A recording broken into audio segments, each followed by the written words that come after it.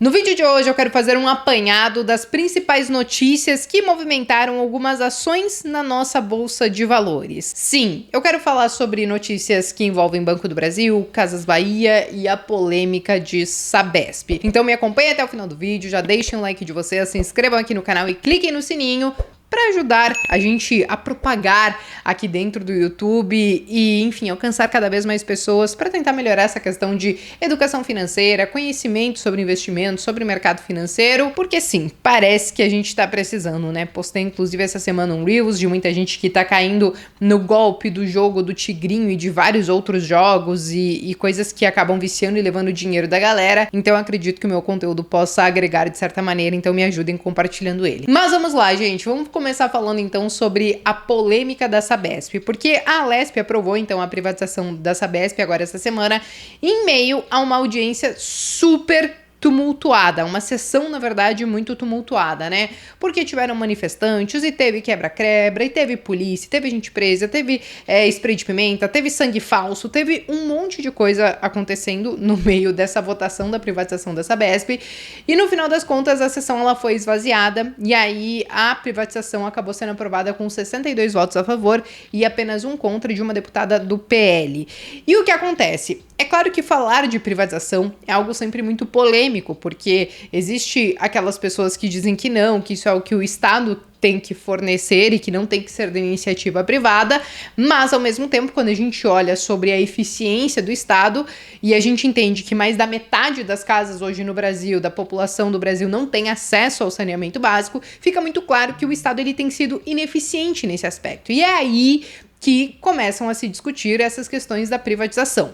Na verdade, desde 2020, quando foi aprovado o marco do saneamento básico, então, no final das contas, essa matéria já tinha avançado um pouco. Mas é claro que agora o que fica em voga é justamente a privatização de algumas companhias, e a Sabesp era algo que, desde a campanha do Tarcísio, no final das contas, ele disse que sim, ia colocar na esteira de coisas a serem estudadas. Quando ele foi eleito governador de São Paulo, então ele já mudou o discurso um pouco, falou, não, nós vamos efetivamente privatizar ela, e basicamente é o que está prestes a acontecer. Porque basicamente, quando a gente fala dessa privatização de Sabesp, então hoje existe uma lei lá no estado de São Paulo que diz que se a empresa trocar de comando, automaticamente quem assume o controle da companhia é justamente São Paulo. E aí eles precisarão alterar uma lei, os vereadores precisarão aprovar essa alteração na lei, para que aí sim essa privatização ela fique interessante para o setor privado, para que não corra esse risco, por exemplo, de na hora de você trocar o comando da companhia, então quem acaba assumindo é justamente São Paulo. Então basicamente isso deve ainda perdurar por pelo menos mais um semestre. Muitos estão falando que não devem ter grandes movimentações, né, no primeiro semestre de 2024. Então essa privatização efetiva, ao ponto da empresa ficar interessante, inclusive para o setor privado, deve acontecer só para metade do ano que vem. Mas é importante nós ressaltarmos o que eles debateram sobre essa questão do projeto, né? Porque basicamente essa privatização, o que muitos esperam, pelo menos os que defendem o projeto, é que realmente ela melhore a situação atual. Então, por exemplo, uma coisa que eles colocaram como essencial dentro desse projeto de privatização é diminuir a redução, né, no caso da tarifa que hoje é cobrada pela Sabesp, então por meio de um fundo especial criado ali pelo Estado. Um outro ponto também é o investimento de mais de 66 bilhões até 2029, o que representa um valor que é 10 bilhões a mais do que até então o Estado já estava se programando, né, para investir nessa questão do saneamento. Eles também querem antecipar a universalização do saneamento, que estava programada para 2033, e eles querem antecipar tudo isso para 2029 e levar essa questão de acesso à água e saneamento básico para a maior parte da população. Alguns outros pontos que eles trouxeram é justamente a questão da despoluição, né, do rio Tietê e tal, que é algo que há muitos anos eles acabam lutando contra isso, mas também é claro que existem algumas outras coisas ali dentro. O ponto é, como eu trouxe para vocês, não é um processo rápido. Geralmente quando se fala em privatização, isso pode acabar demorando meses e até mesmo anos. Nós vimos essa questão, por exemplo, com a Eletrobras, mas o que muitos acabam se perguntando em meio a tudo isso é, beleza, privatizamos Sabesp, né? E as ações, como é que ficam? Então, na verdade, o que a gente pôde observar de movimento nessa última semana, conforme essa aprovação da privatização na Alesp, é que as ações imediatamente acabaram caindo nos dias seguintes. Mas não é porque a privatização em si foi vista como algo ruim pelo mercado. Porque quando a gente olha, por exemplo, em um espaço um pouco mais longo, o que a gente viu foi basicamente que a Sabesp, né, ao longo desses últimos meses, ela já estava subindo mais de 20%. Então, o que o mercado geralmente costuma fazer é isso. Ele acaba subindo no boato e caindo no fato, porque o mercado sempre trabalha com antecedência, ele tenta enxergar o que vai acontecer lá na frente e aí a gente começa a ver esses movimentos muito antes de efetivamente acontecer. E aí quando saiu essa notícia em si, então muito provavelmente alguns investidores, inclusive alguns fundos, devem ter entendido que, olha, beleza, fizemos um primeiro passo, mas geralmente dentro de uma privatização assim, tem muita volatilidade de vai e volta de coisas que vão ser discutidas, etc e tal, e aí alguns acabaram preferindo colocar lucro no bolso e a gente viu até foi uma pequena queda, tá, que a gente viu essa semana, mas foi algo que acabou chamando a atenção de alguns. O ponto é, o que nós temos hoje de consenso do mercado é o seguinte, nós temos 14 recomendações ou análises em si para a Sabesp e 12 basicamente são de compra e apenas 2 dizem para manter. Então nós temos 12 recomendações de compra mesmo depois de ela ter subido ao longo, por exemplo, desse último ano mais de 23%, e isso porque muitos estimam que o preço-alvo dela pode chegar, por exemplo, a R$ 87. Hoje ela negocia aí na casa dos 67, 66, então a gente está falando aí de uma alta de quase 30% se essas análises estiverem certas. Mas enfim, me contem aqui embaixo se vocês investem ou não em Sabesp, se vocês estão de acordo com essa privatização ou não. Agora, eu quero falar da polêmica Casas Bahia, gente. Não porque tem algum dedo do governo, alguma polêmica política em cima dela, mas é porque ela tá no meio de tantas reviravoltas acontecendo com ela e agora mais uma acabou virando notícia essa semana que basicamente ela tomou uma decisão para fazer com que as ações dela voltassem para o índice Bovespa. E o que aconteceu? Só para vocês entenderem, tá? Agora no início de dezembro, então eles divulgaram uma prévia do índice Bovespa, e o que estava acontecendo é que as ações de Casas Bahia, que negociam hoje mais ou menos na casa de 50 centavos, estavam sendo retiradas do índice Bovespa. E por quê? Porque uma das regras para você fazer parte do índice Bovespa é não ser uma penny stock, e uma penny stock é qualquer ação que seja negociada abaixo, por exemplo, de R$1.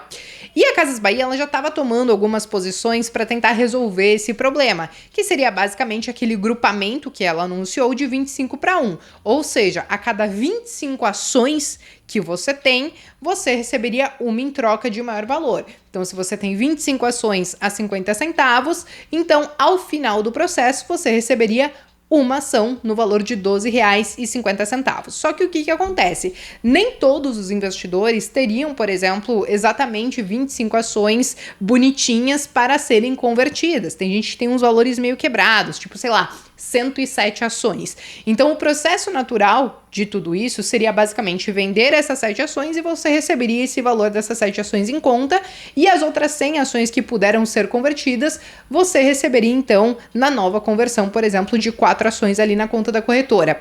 Só que esse processo, ele iria demorar um pouco. Na verdade, ele iria ocorrer até o dia 27 de dezembro. Só que nessa corrida, para eles tentarem ficar dentro do índice Bovespa, que passa a valer a partir de janeiro, então eles vão divulgar efetivamente, né, o novo índice ali em janeiro, que vai passar a valer a partir de janeiro. Então o que eles fizeram foi o seguinte, olha, esquece essa coisa de vender sobra, esquece essa coisa de número quebrado, nós vamos doar ações para aqueles investidores que não conseguem fechar o número exato de 25 ações para poder deixar tudo redondinho, bonitinho e já fazer a conversão para quando?